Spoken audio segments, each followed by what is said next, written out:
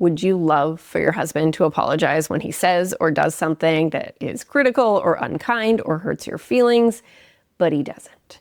I had someone write in and she said the very same thing. And she asked, how do I get my husband to apologize? And she also said that she can't even remember a time that he has apologized in their entire relationship. And I know that she is not alone, so I'm going to answer that question today. We're going to have a little chit chat. The answer is probably not what you think. It's probably not where you would think to start, but I have got you. I'm Lindsay. This is Loving with Intention. Let's dive in to this question. And of course, if you are a man who is here and your wife never apologizes, this is going to perfectly apply to. So everyone is welcome. And you know, this is something that I hear super commonly. And what tends to happen is when we have a partner who doesn't apologize, we tell ourselves a story. They're not apologizing, so that means they don't care that they hurt me. They don't know that they hurt me. I don't matter to them. They don't love me.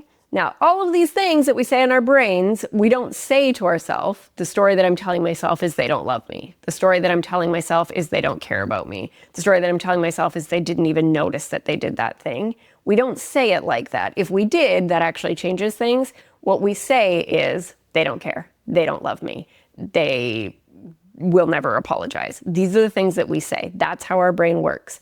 We say these things as truth, as 100% truth. And then it feels so upsetting because if that's true, obviously that's terrible.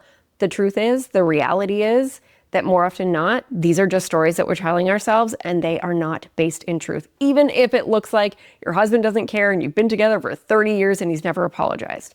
The truth underneath non-apologies, there are, oh my gosh, okay, so I should make an entire different video on that, which I will.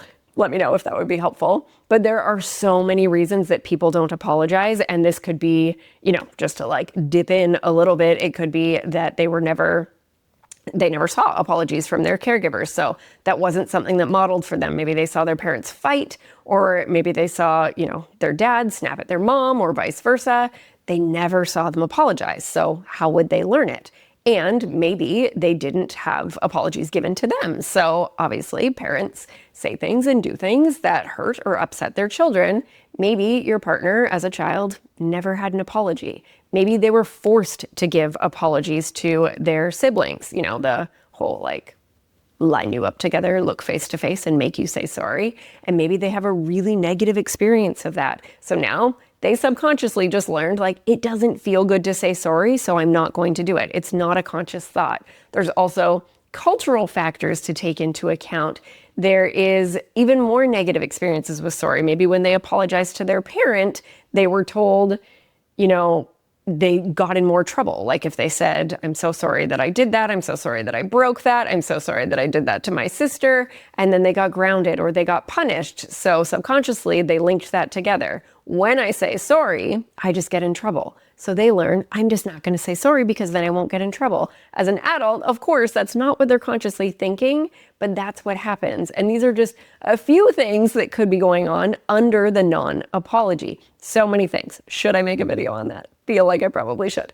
But what can you do? What can you do? Because so often when we, you know, you might have asked for an apology before. You might have sat them down and talked to them or said, I need you to say sorry. I need you to apologize. And then maybe you were met with defensiveness or criticism or them getting mad about, you know, what you did in the argument, or the argument just starts up again. Whatever it is, those things are all so common. And what I recommend starting with is just lovingly checking in with yourself when we are longing for something, when we want something so much in our relationships, which makes all of the sense in the whole entire world. Of course, you want apologies and repair and to be certain that they care and that they don't want you to hurt and they're so sorry that they hurt you and they know that they were wrong and they're going to work on changing things. You want to know all of that, and it makes so much sense that you do. And when we are longing for that thing, it is a great opportunity to just lovingly check in with yourself. Am I doing the same thing? Am I giving him the apologies that I would love? So when I hurt him, when I am critical, when I snap at him, when he says something and I totally shut down, when I'm on my phone and I ignore him, or when I get really defensive when he is talking about something and I kind of snap back and make all of these excuses, am I apologizing for those things? And if you're not, meaning that with so much love in the whole entire world, because like I said, there are honest, totally understandable reasons that we don't apologize. And what a whole bunch of crows just flew by. What an opportunity to just recognize, asking yourself, do I care? Do I care about him? Do I feel bad that I did those things? Your answer is probably yes. You're here because you care about your relationship. So the fact that you didn't apologize, it actually doesn't mean that you don't care. It doesn't mean that you didn't notice that you did those things. So that kind of helps us poke holes in those stories that we tell ourselves about why our husband isn't apologizing. So that's kind of the first step, is to lovingly check in. The next step, start apologizing. It is hard. Like, I work with women, I work with men, I work with couples. And for some people, understandably so, because of the aforementioned reasons and so many more, it is challenging to start this pattern of apologizing. It is vulnerable. We can attach that with shame and, not just my behavior was wrong, but apologizing can feel like I'm a bad person, I am wrong. And maybe they learned that in childhood subconsciously. So there are so many reasons here. So when I say just start apologizing, no big deal, I know. I'm not saying that it is no big deal. It is vulnerable. It is a pattern change if you haven't been doing it regularly. It is hard to go first, especially when you're wanting those apologies too. And it is such a way to love with intention, such a way to lean in. You may also have experiences in the past in your relationship, that when I bring that thing up and apologize for it, then it just brings up the fight again and it doesn't feel good. That is so real, so real. And sometimes, okay, here's a perfect example. We're going on a tangent here. You might apologize to your husband. So say you snapped at your husband. He was telling you something. You assumed what he was going to say. You cut him off and you snapped at him and you were like, you always just jump to conclusions. And he's like, what are you talking about? And then it ends up in a fight. You go back and apologize. So maybe it's been a couple of hours. You go back and apologize and you're like, I'm doing the thing. I'm being vulnerable. I'm prepared. I'm going to go in. And you say, I am so sorry for cutting you off earlier. I shouldn't have done that. I shouldn't have jumped to conclusions. I should have heard you out because it sounds like I was totally wrong. So I'm so sorry for doing that. You're like, yes, nailed it. And then your husband goes, yeah, that was total crap. You shouldn't have done that. And he starts to get upset again. This can feel like, so painful. Why did I bring it up again? Why am I apologizing? I knew it was going to go this way. These are the things that we can think and tell ourselves. And instead, this is a moment where you can take a deep breath, recognize yourself, because you will likely get triggered in that moment if you weren't already a little anxious going in. Recognize what goes on in your body. Take those deep breaths to give yourself just a pause and some regulation. And this is a moment where you can lean in and be like, yeah, you're right. That was really crappy. I should not have done that. It makes sense that you're upset about that. And it makes sense that you're upset that I'm bringing it up again, because now we're talking about it and it didn't feel good. And I'm really sorry.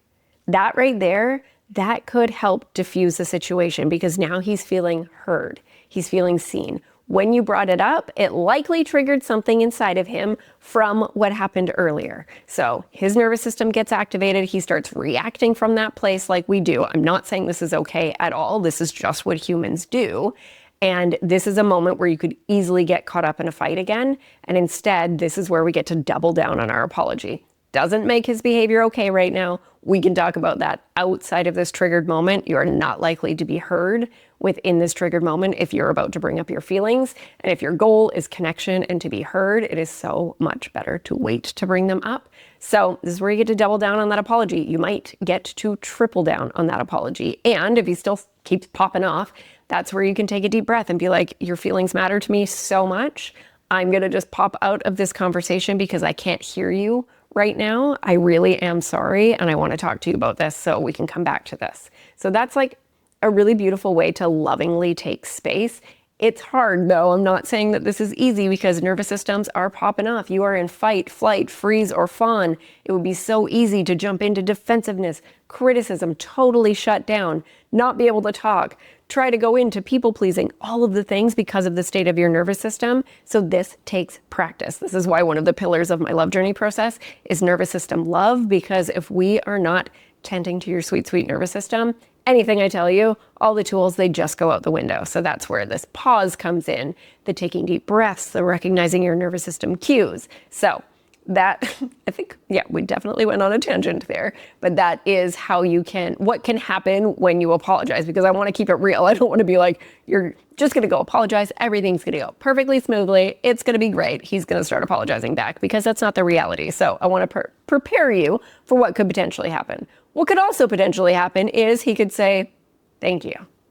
Whoa. Like, he could be surprised if you're not somebody who apologizes. He could take that in. What we often want to happen right after we apologize, which makes, again, all of the sense in the world, and this is something that I still work on to this day, is that we apologize and then we want to be like, and this is why you hurt my feelings, because we want our apology back. I love the mic drop apology. That's what I talk to my clients about all the time.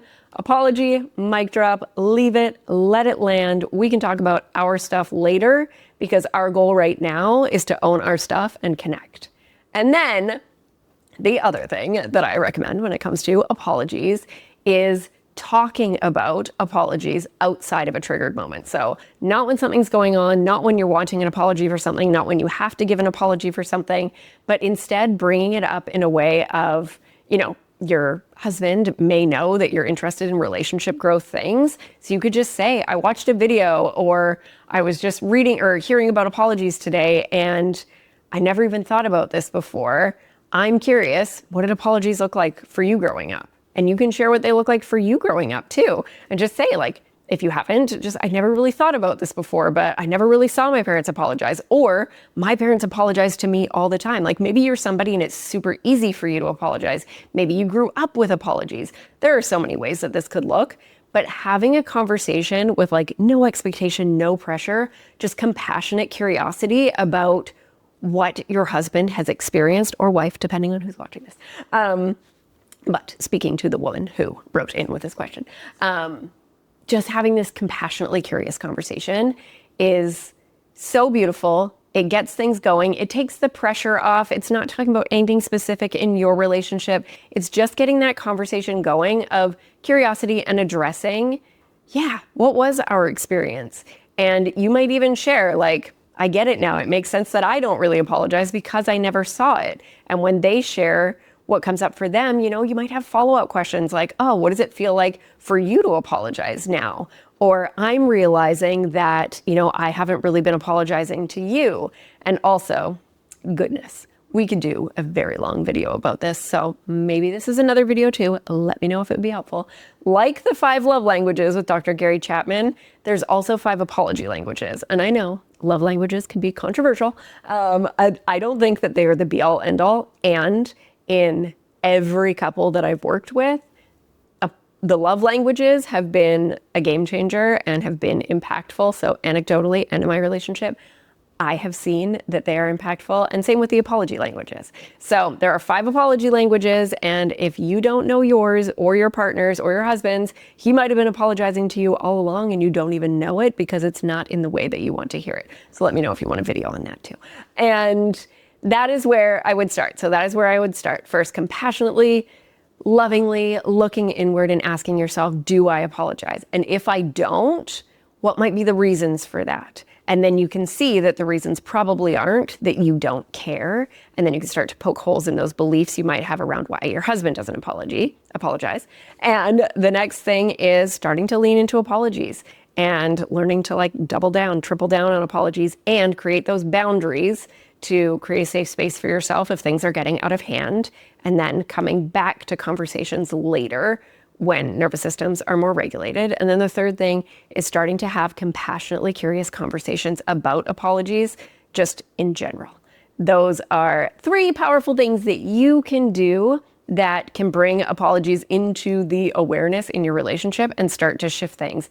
And I find when I'm working with clients that the more that one person starts to apologize, it opens the door, it creates safety for the other person to start apologizing too. So I hope that that was helpful. I would love, because I'm going to do this video every week, a bonus video, just sharing like an aha from a coaching session that I've done with a woman or a man or a couple, or answering your questions. So if you have any questions at all, it could be related to apologies, anything in relationships, pop them in the comments. Let me know if this was helpful. Let me know if you want other videos on apologies, all the things. I would love to support you in a way that is the most helpful for you. So I am so grateful that you are here. I appreciate you so much. I am sending so much love into your day. Remember that nothing changes if nothing changes. So let's have a super intentional week.